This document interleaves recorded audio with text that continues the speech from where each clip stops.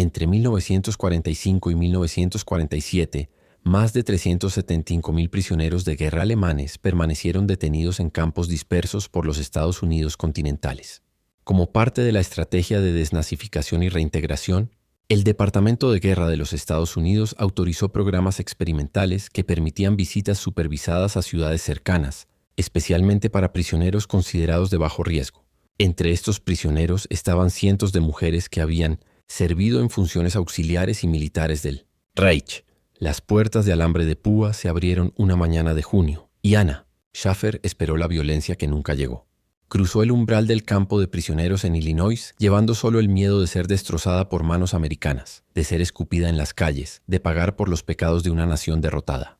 Lo que encontró al otro lado fue una avenida silenciosa, niños montando bicicletas y el aroma imposible de pan fresco escapando de una panadería en la esquina. Esta es la historia de mujeres alemanas, prisioneras de guerra que no podían creer que los estadounidenses las dejaban caminar libremente por las ciudades, y de cómo esa libertad vigilada destruyó todo lo que les habían enseñado sobre el enemigo. El mundo no estaba preparado para presenciar la rendición de la certeza. Anna Schaffer pisó la tierra americana con las manos temblando dentro de los bolsillos del uniforme gris y desgastado que llevaba 3 meses usando. Tenía 24 años, cabello rubio cortado al ras de la nuca y una cicatriz fina sobre la ceja izquierda, recuerdo de los fragmentos de una bomba en Múnich. Había sido enfermera en un hospital militar hasta el colapso final, hasta que los tanques aliados atravesaron las últimas defensas y fue capturada junto con decenas de otras mujeres que servían al esfuerzo bélico alemán. Durante el cruce del Atlántico, en los sótanos apestosos de un barco de transporte, Anna imaginó 1000 maneras de morir en tierra enemiga. Ninguna de ellas incluía el olor de café que ahora invadía sus narices, mientras el capitán John Miller explicaba las reglas de la caminata supervisada por la ciudad de Bloomington. El capitán era un hombre alto, de hombros anchos, con ojos azules desconfiados y una voz firme que no admitía cuestionamientos. Hablaba en inglés pausado mientras Eleanor Briggs, una mujer de mediana edad con el cabello canoso, recogido en un moño impecable, traducía al alemán con un acento marcado pero comprensible. Anna escuchaba las palabras sin procesar completamente su significado. Caminarán por la calle principal, podrán entrar a establecimientos comerciales bajo supervisión, no podrán separarse del grupo.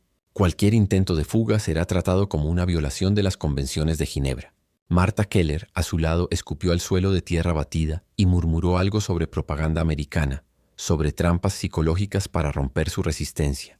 Anna no respondió porque no sabía si Martha tenía razón o si simplemente tenía miedo de descubrir que estaba equivocada.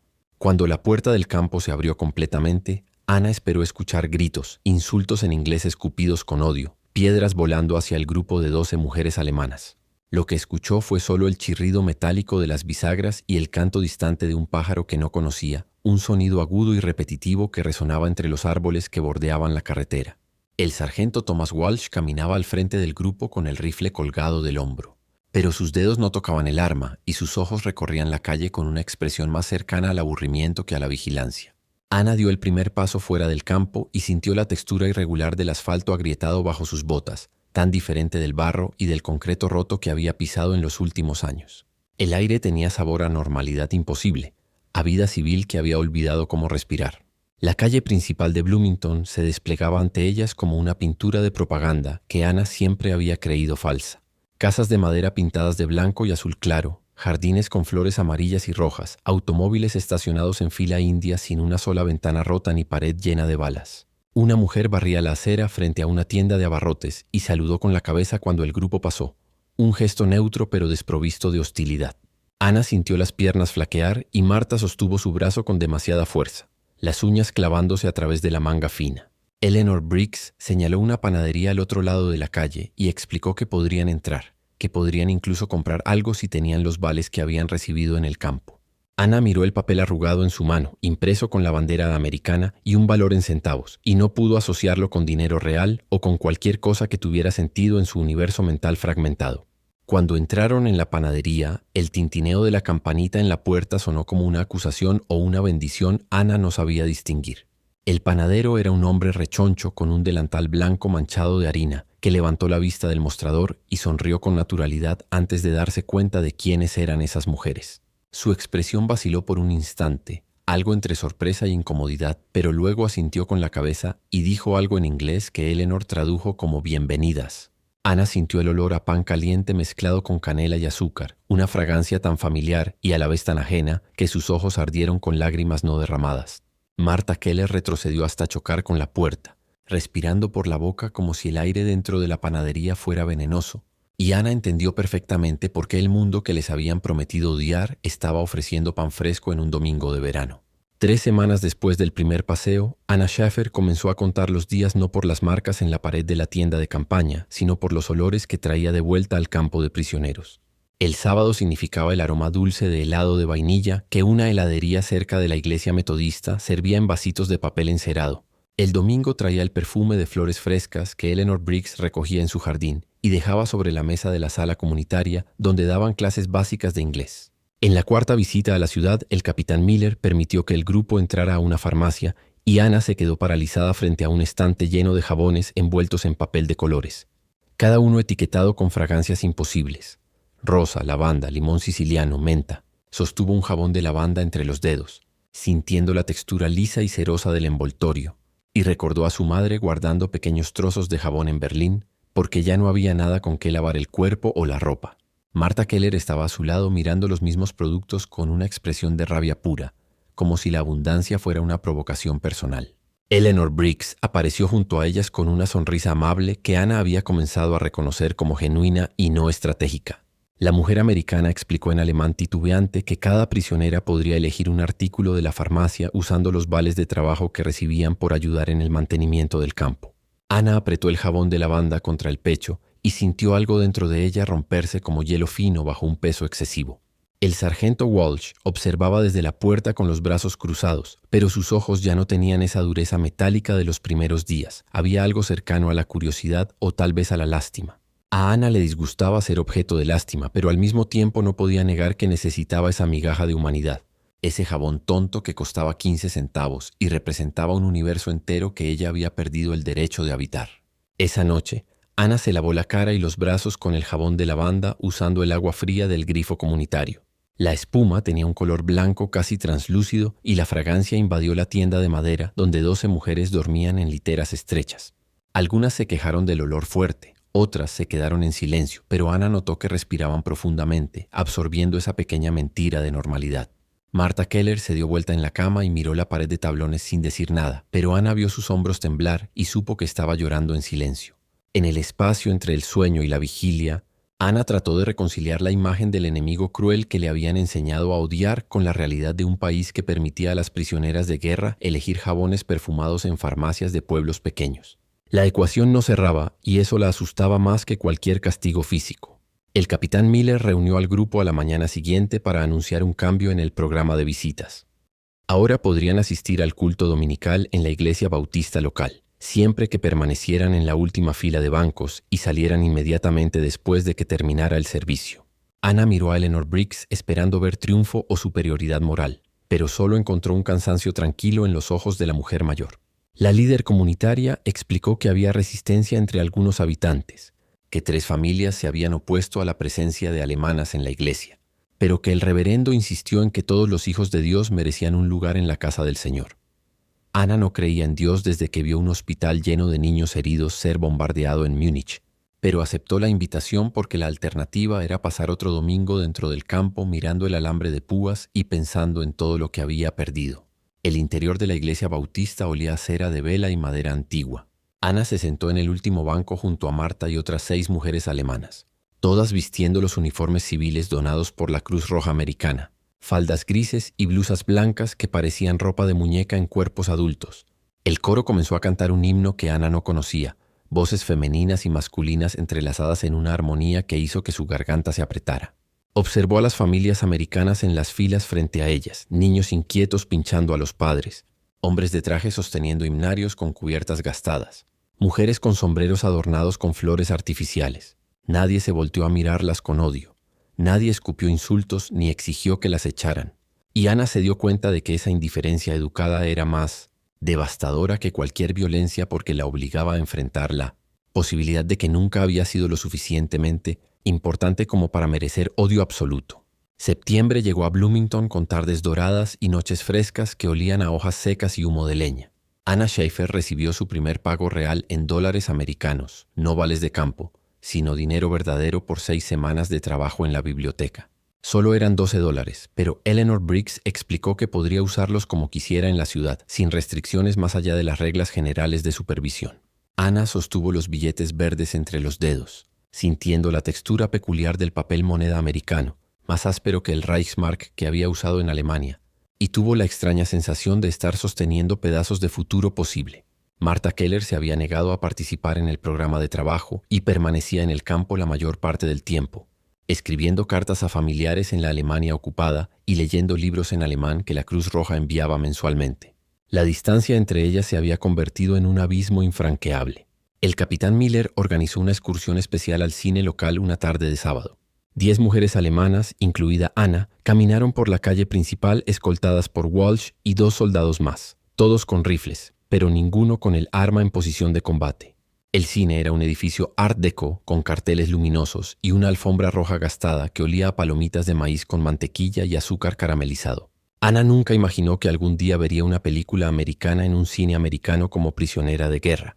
Pero allí estaba comprando un boleto con $2 y recibiendo cambio en monedas que tintinearon en la palma de su mano. La película era una comedia musical con Fred Astaire y Ginger Rogers, diálogos rápidos que Anna no comprendía completamente, pero números de baile que la hipnotizaron por la pura elegancia y frivolidad. Sentada en la oscuridad entre otras mujeres alemanas y ciudadanos americanos que compraban palomitas y reían de los chistes, Anna sintió que la última resistencia interna se deshacía como sal en agua. Eleanor Briggs organizó la prometida tarde de cocina en un salón comunitario adjunto a la iglesia bautista. 5 mujeres alemanas y 8 americanas se reunieron alrededor de estufas industriales y largas mesas de madera cubiertas con manteles a cuadros. Anna enseñó a Mrs. Patterson y a otras 2 mujeres a preparar Kartoffelpuffer, tortitas de papa que su madre hacía los domingos antes de la guerra. Sus manos se movían con memoria muscular mientras rallaba las papas y mezclaba huevos y harina, y el olor de la cebolla frita trajo una ola de nostalgia tan intensa que tuvo que detenerse y respirar hondo para no desmoronarse.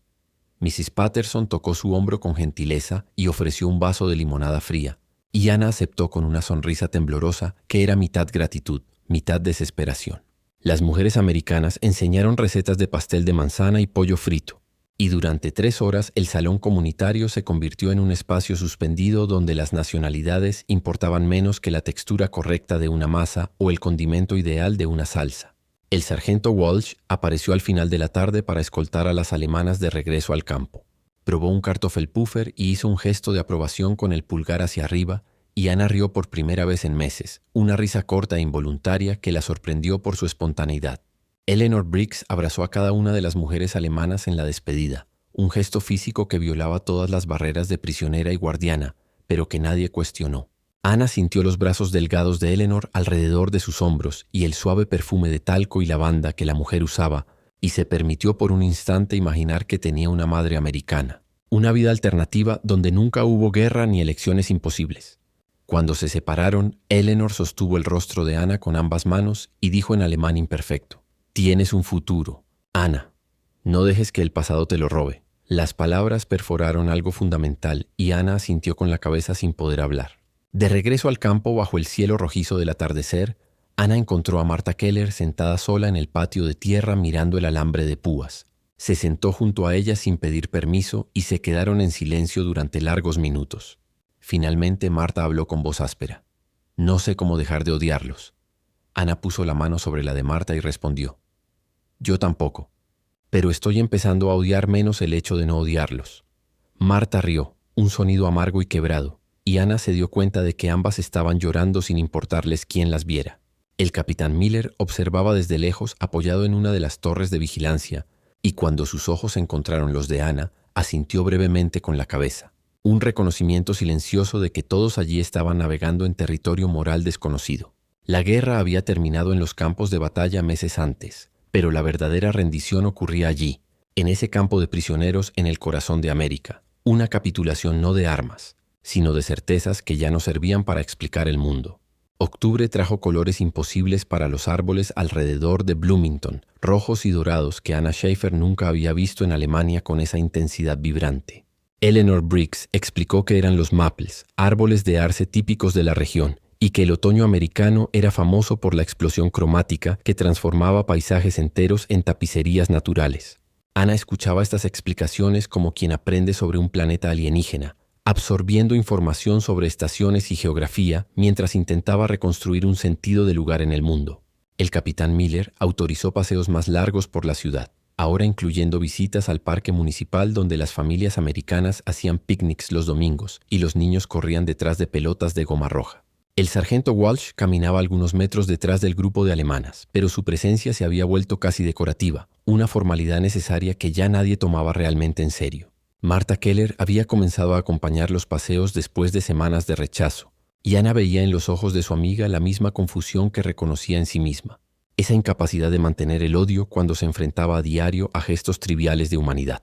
En el primer miércoles del mes, Eleanor organizó una visita al salón de belleza de su cuñada, un establecimiento pequeño con 3 sillas de cuero rojo y espejos enmarcados en dorado desvaído.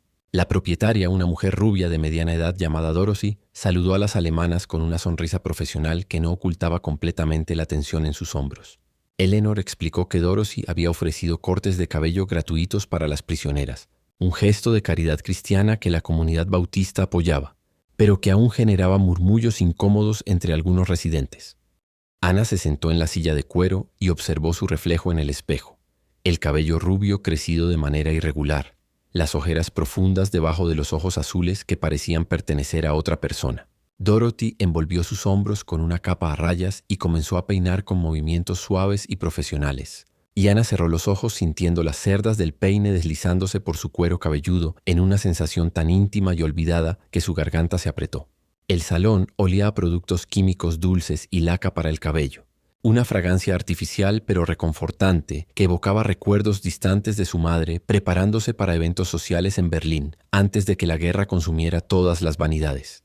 Dorothy conversaba en inglés mientras trabajaba y Eleanor traducía fragmentos sobre el clima, sobre la cosecha de calabazas, sobre el baile de Halloween que se celebraría en el gimnasio de la escuela secundaria.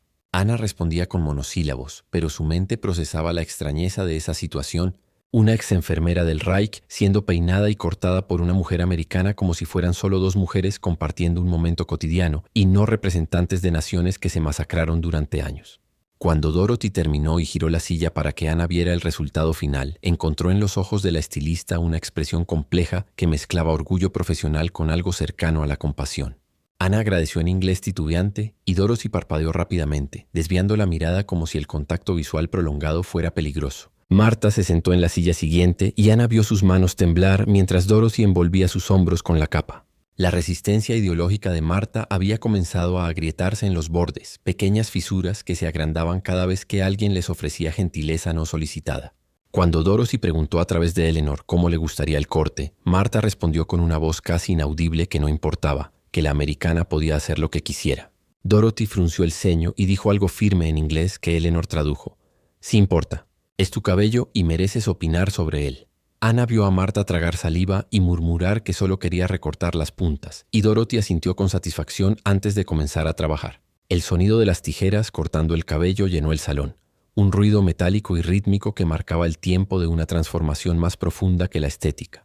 Cuando salieron del salón de belleza al final de la tarde, las 10 mujeres alemanas tenían el cabello limpio y cortado profesionalmente, y Ana vio en el reflejo de las vitrinas que pasaban algo cercano a la dignidad restaurada.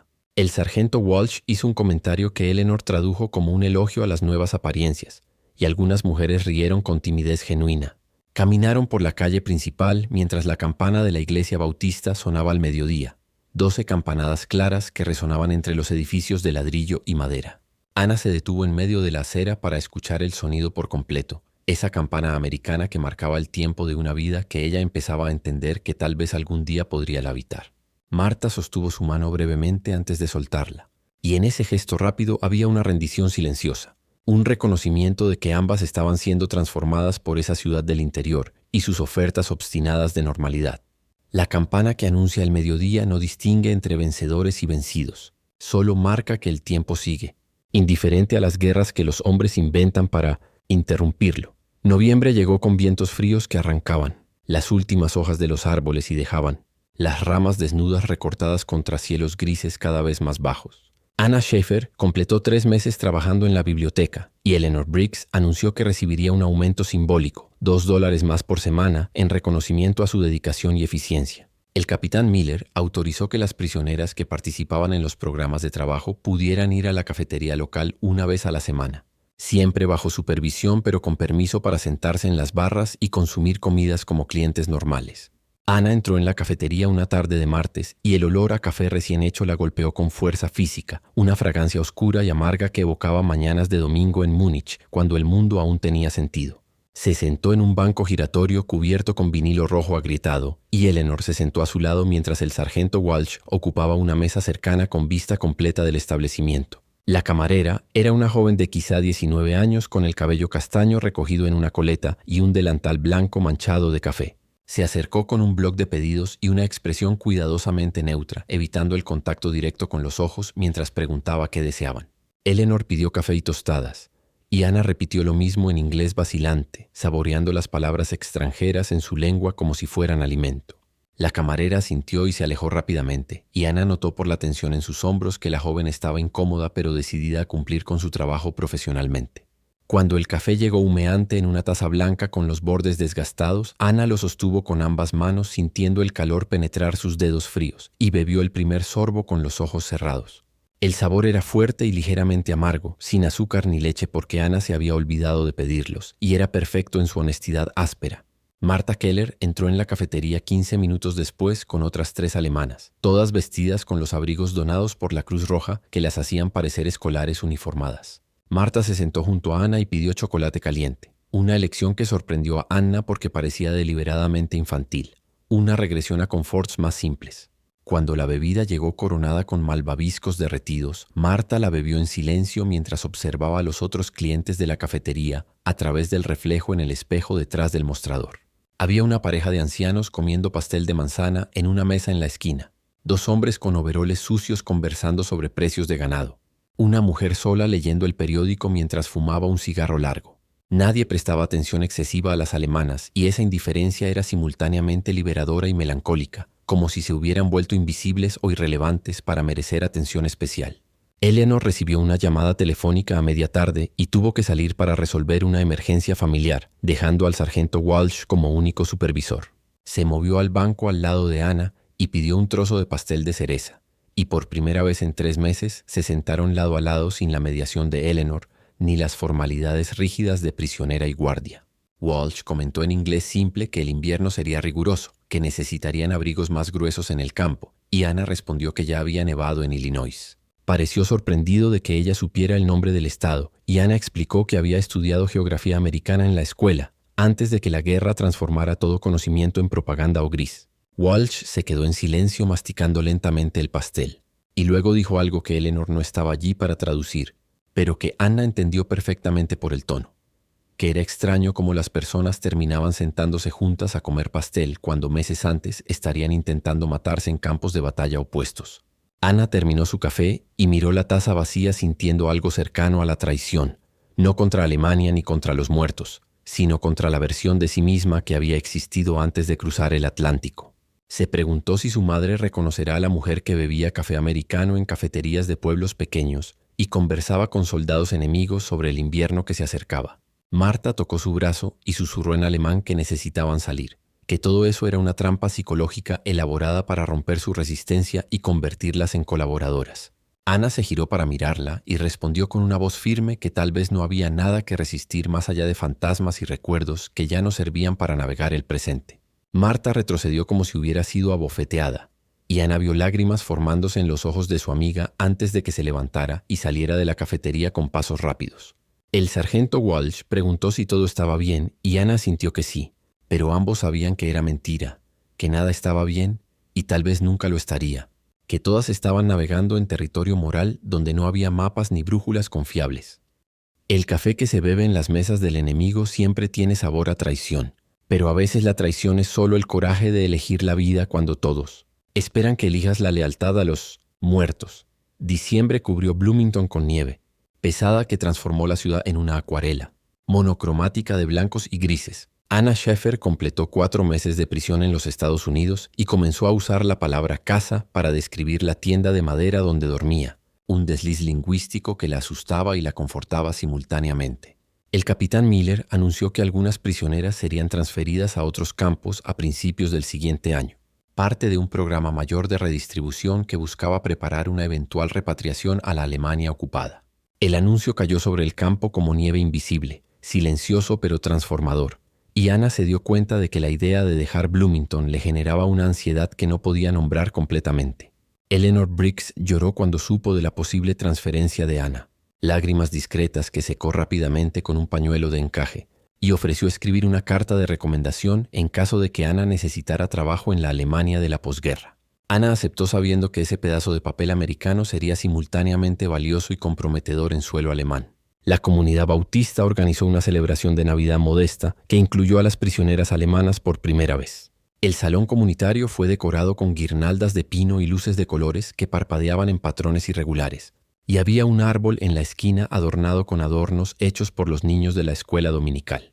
Ana entró en el salón calentado y fue envuelta por el olor de canela y manzanas asadas, y algo dentro de ella se rompió definitivamente al darse cuenta de que estaba siendo incluida en una celebración cristiana, americana, como si perteneciera a esa comunidad. Mrs. Patterson la abrazó con fuerza y le entregó un paquete pequeño envuelto en papel rojo, y cuando Ana lo abrió, encontró un par de guantes de lana tejidos a mano en tonos de azul claro. Los sostuvo contra su pecho sin poder hablar, y Mrs. Patterson dijo algo en inglés que Eleanor tradujo, que los había tejido pensando en la hija que había perdido por neumonía 3 años antes, y que estaría feliz de saber que Ana usaría algo hecho con sus manos. Martha Keller se quedó en un rincón del salón observando las festividades con expresión cerrada, pero Ana vio que aceptó un vaso de ponche y un trozo de pastel de especias cuando le fueron ofrecidos. El sargento Walsh usaba un suéter rojo ridículo con renos bordados y parecía genuinamente avergonzado por la ropa, pero los niños americanos se rieron de él con cariño y él respondió haciendo muecas exageradas. Había una extrañeza surrealista en toda la escena. Prisioneras alemanas y ciudadanos americanos cantando villancicos en diferentes idiomas pero con melodías reconocibles. Y Ana entendió que estaba presenciando algo que los historiadores futuros tendrían dificultad para clasificar o explicar.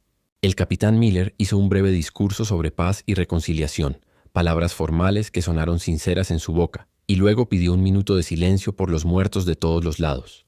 El silencio que siguió fue denso y respetuoso, cargado de ausencias invisibles que habitaban ese salón tanto como los presentes. Eleanor se sentó junto a Ana cerca del árbol de Navidad y sostuvo su mano con firmeza maternal. Habló en alemán sobre esperanza y reconstrucción, sobre cómo el mundo necesitaría personas dispuestas a perdonar sin olvidar, a recordar sin consumirse en amargura. Ana escuchó las palabras reconociendo la sabiduría en ellas, pero dudando de su propia capacidad para encarnar esos principios abstractos. Le preguntó a Eleanor si los americanos realmente creían que era posible reconstruir puentes con personas que habían apoyado un régimen que causó tanto sufrimiento, y Eleanor respondió que no sabía si era posible, pero que la alternativa era un ciclo eterno de venganza y odio que consumiría a las generaciones futuras. Ana pensó en su madre y sus hermanas más jóvenes que se quedaron en una Berlín destruida y se preguntó qué tipo de Alemania estarían tratando de reconstruir sobre las ruinas mientras ella comía pastel americano en un salón calentado al otro lado del Atlántico. Cuando la fiesta terminó y caminaron de regreso al campo bajo nieve que caía en copos gruesos y lentos, Ana sintió los guantes de lana en los bolsillos y el peso de la carta de recomendación doblada dentro de su blusa. Marta caminó a su lado en silencio hasta que, metros antes de la puerta del campo, se detuvo y dijo que no podría sobrevivir a la transferencia, que perdería la razón si tuviera que empezar todo de nuevo en otro lugar con otros guardias y otras reglas. Ana sostuvo los hombros de su amiga y prometió que se quedarían juntas, que encontraría una manera de garantizar que no las separaran, una promesa imposible de cumplir pero necesaria de hacer. El capitán Miller sostenía la puerta abierta observándolas con una expresión de cansancio profundo, y cuando Ana pasó por él murmuró «Feliz Navidad», Schaffer, en un alemán tan mal pronunciado que sonó casi tierno. Ana respondió «Feliz Navidad, capitán» en inglés y vio sorpresa genuina en sus ojos, como si no esperara que ella hubiera absorbido tanto del idioma y la cultura que intentaba imponerles a través de una gentileza estratégica. La puerta se cerró detrás de ellas con un sonido metálico suave, y Ana se dio cuenta de que el alambre de púas ya no parecía una prisión, sino una frontera. Una línea tenue entre mundos que había aprendido a habitar simultáneamente sin pertenecer completamente a ninguno de ellos. Las promesas hechas en la nieve tienen la fragilidad de cristales de hielo, pero a veces La fragilidad es la única forma de verdad que queda para las personas que aprendieron a sobrevivir en mundos que se derrumbaron bajo sus pies.